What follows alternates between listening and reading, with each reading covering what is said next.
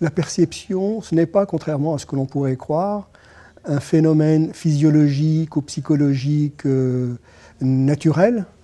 C'est un phénomène qui est très largement déterminé par la culture, ou plus exactement par les valeurs de la culture. Ce sont ces valeurs qui vont orienter les consommateurs vers les aliments qu'il va choisir parce qu'il pense qu'ils sont bons pour lui, bons au titre de ce qu'il aime manger, hein. Autrement dit, bons au sens hédonique du terme, mais aussi au regard de sa santé.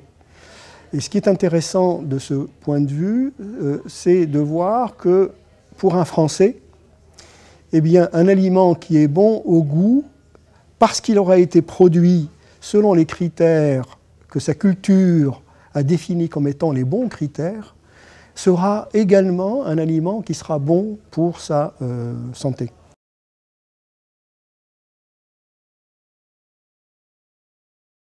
Il existe en France ce qu'on pourrait appeler un obstacle culturel à la réception du discours nutritionnel.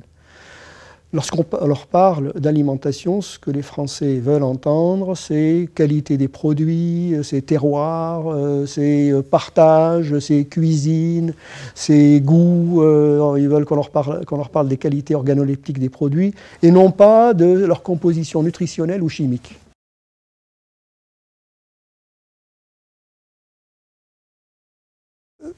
Qu'est-ce que c'est qu'un produit nutritionnellement optimisé pour un consommateur? C'est un produit qui aura été potentiellement, du moins c'est ce qu'il croit, manipulé. Donc à tout prendre, je ne parle pas évidemment de la majorité des consommateurs, mais à tout prendre, on va préférer le produit naturel, c'est-à-dire le produit auquel on n'a rien ajouté, auquel on n'a rien retranché, au produit que l'on aura artificiellement optimisé.